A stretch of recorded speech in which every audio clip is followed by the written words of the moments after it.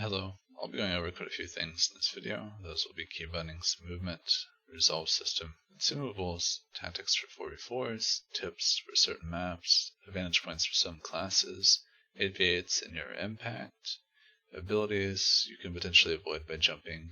Yes, I said jumping, and other weird things to do with combat. Feel free to skip ahead. So, getting into the first bit, I will note that I have a document guide going over a lot of important information, including most of this, so if you would rather read about this stuff instead, it'll be pinned in the comments. Starting with keybinds, the first thing I would recommend is make 3 rows of 12, meaning 36 keybinds. Find keys that are good for you, what you can reach. If you have a decent keyboard, then you can probably remap things like caps lock. The only class that will require just a few more buttons will be IO Mercenary, however 36 is a good starter.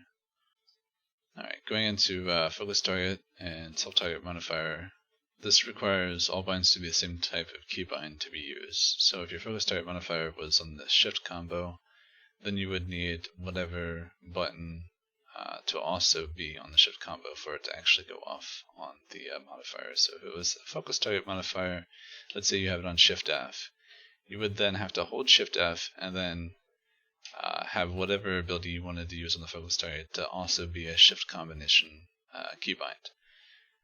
This obviously has its downsides.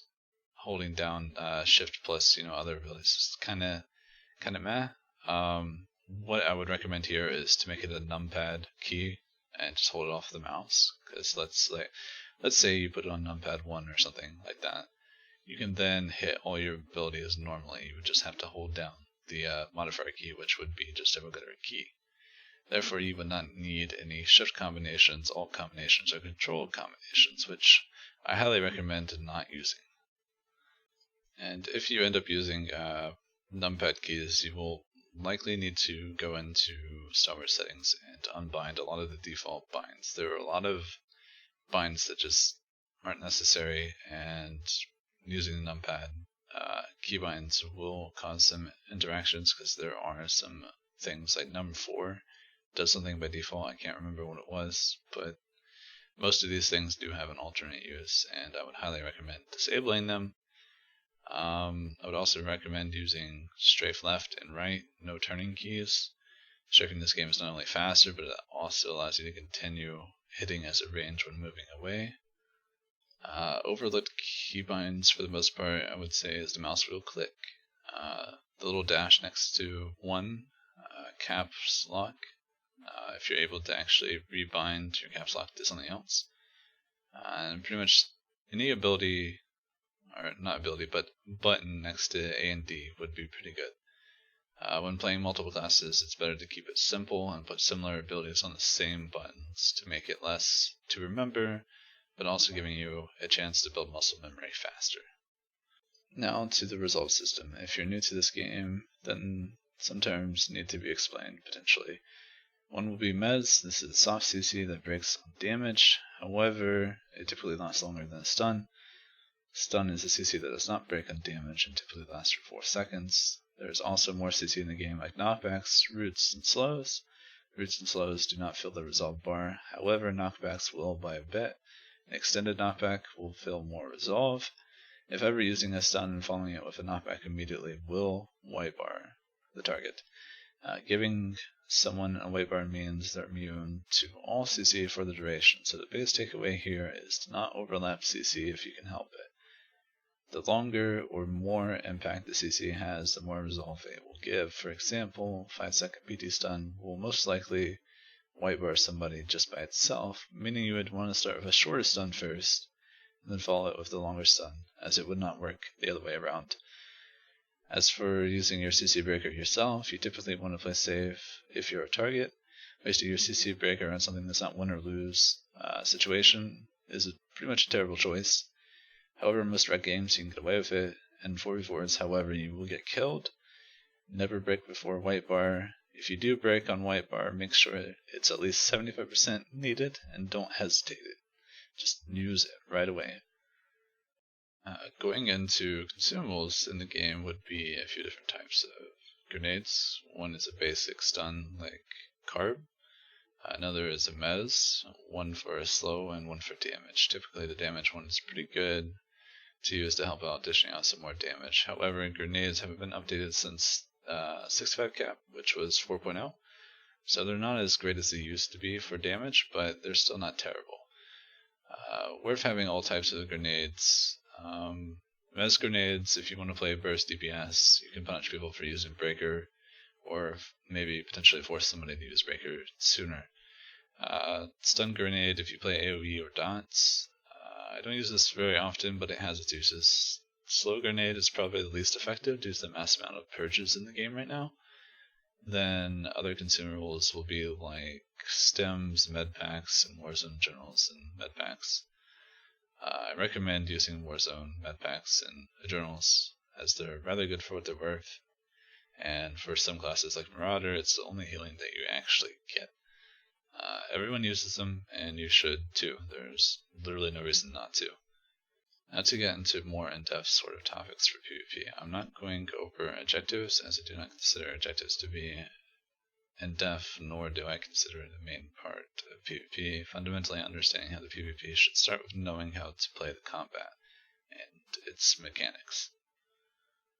A big thing to mention is single target DPS and AoE DPS. There are a lot of specs at the moment that is good at both, and some are far better at one than the other. They can't be compared to each other either. Each has its own impact on the game. Someone doing 12k single target is often just as deadly, if not more deadly, than somebody doing more with AoE.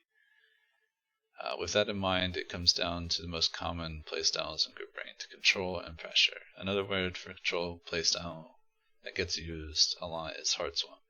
Group ranked is quite complicated, and I won't be getting into that in this video, or if ever.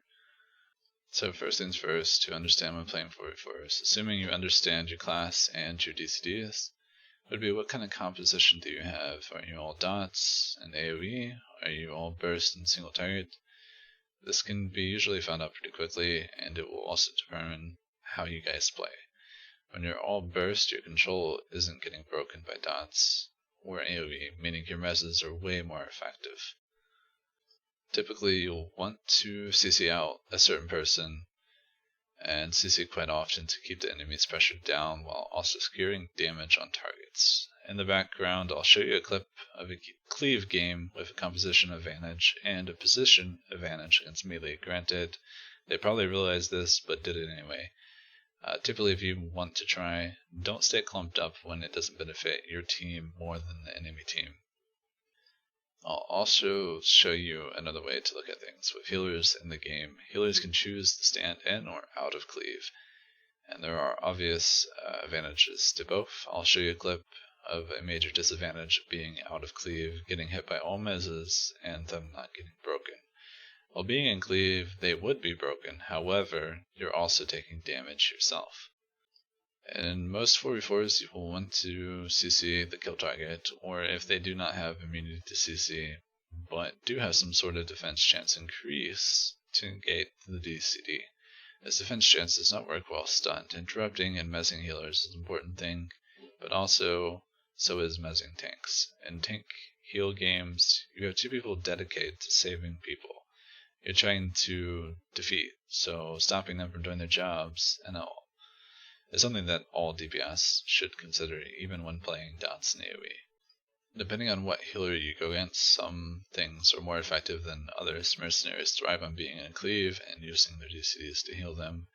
They will vent heat off of most half-assed CC and other things like chain lightning. I highly recommend trying to push them out and mezzing them. Don't let them have it their way, because it just makes it way too easy on them.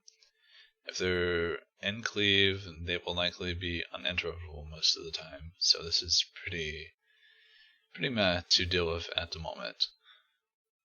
Sorcerers are a bit different, and they bring some nice things to the field. However, they get constantly having to heal. Things to look out for is CCing polarity shift. You cannot interrupt them during it, and also kicking innervate to prevent them from getting any sort of regen stacks.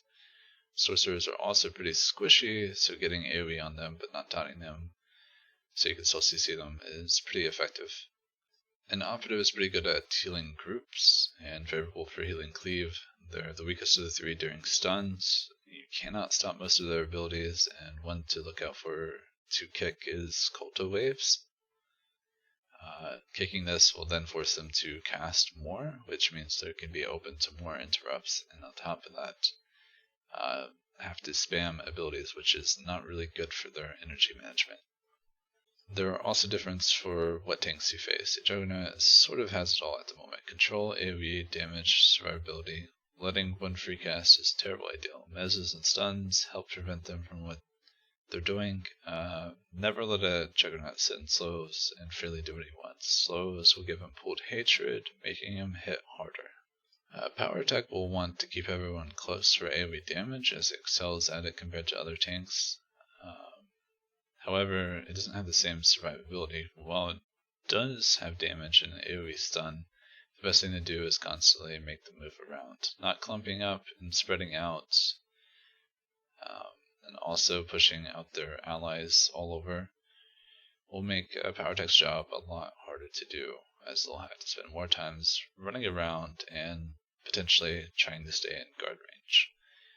However, killing one is even easier if your composition is heavy AoE damage. An assassin has a bit more control losing out in other areas, meaning while they can do CC, they won't be hurting as hard or as quickly as the other two. Nor will they be able to just blindly stand and cleave. They will be a bit harder to stop from what they want to do. However, what they will do is mainly control. All kinds of CC are effective if you can get it off on them. Force speed is 15 seconds, and at most they can run 6 seconds stun immunity on deflection and extended shroud as CC avoiders. I would choose to CC a DPS and a heal before this tank because it'll be more reliable and easier to do instantly.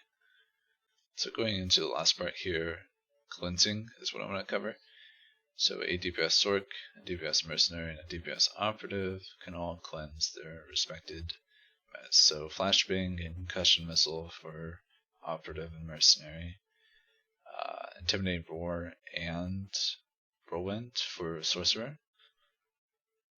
And as for what CC does well against DPS, Marauders can still be rooted during predation, mind you, making roots being one of the most effective things against them. Also, knockbacks. Lethality doesn't have immunity roll, making slows and roots also being really effective on them. Lightning is extremely difficult for lethality to handle. For the most part, you can really control them with roots and slows. Concealment, on the other hand, is pretty immune for the most part. But 2 seconds after rolls and CC can land. Very important to keep in mind, along with roots, are very effective and slows. If they use evasion to approach a root, that means they're primed, usually taking some damage without CC. I would, however, avoid this spec as kill targets due to the capability of escape and great DCDs. Juggernaut DPS is just weak to everything right now. The only thing to look out for is its AoE potential of Vengeance. There is no reason to leave them be. They do way too much damage and control if they're left to do what they want. They are very prime kill targets. Mercenaries have fallen recently as the damage has gone up. They were damage sponges for the most part previously. Now they can be dealt with much easier. Bezzes during the DCD is still pretty effective, but so is disengaging. With the current way they play, the best way to kill them is to open up on them, wait for a DCD, and swap off. Come back and you'll probably push through the final DCDs into a kill. The main healing DCD requires them to be taking constant damage. Also, they're still weak to interrupts as a DPS. Sniper, while being excellent for group support, is still pretty weak to line of sight and disengaging. They also don't do much when they are a kill target and not getting much support from the group. The recommended kill target, and if they're running away, just have somebody commit to it, preferably a burst DPS with escape. Otherwise, continue chasing as a team and CC the rest. Madness currently is hopeless most of the time.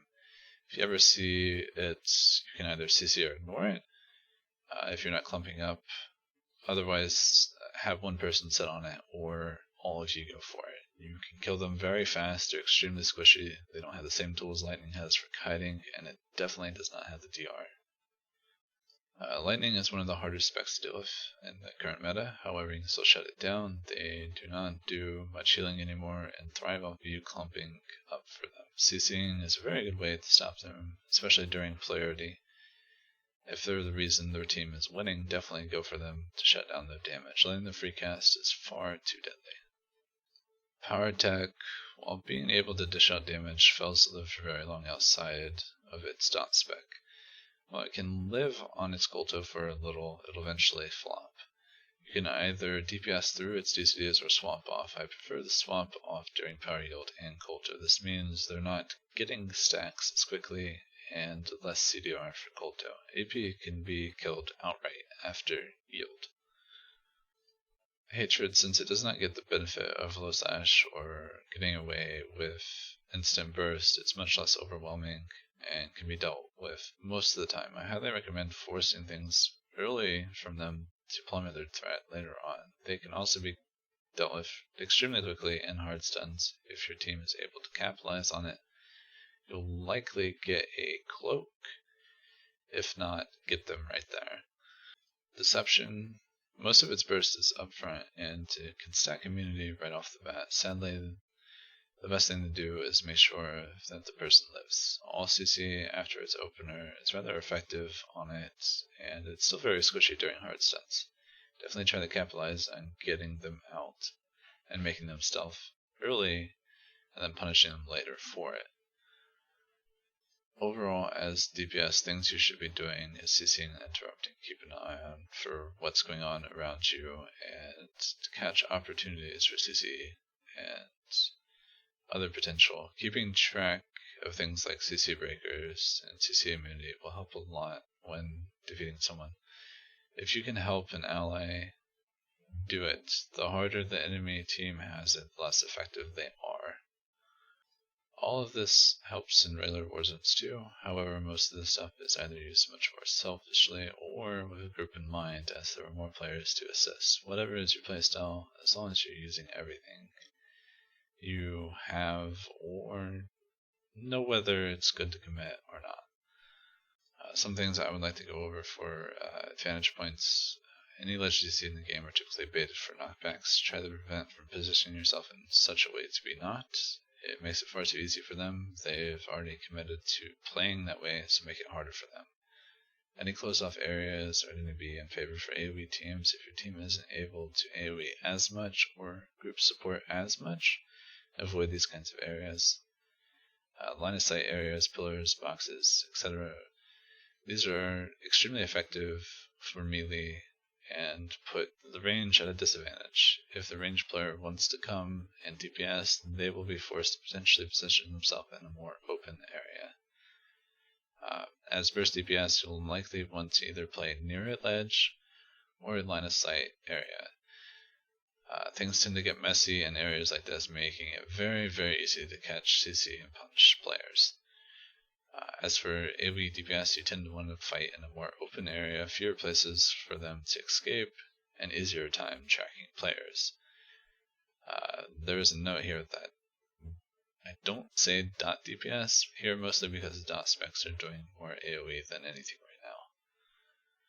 For the most part, anything that happens in a 44 is relevant to an AV8. There's just far more people to deal with, which makes it more chaotic, which is why I personally like them, unless silly things happen there also.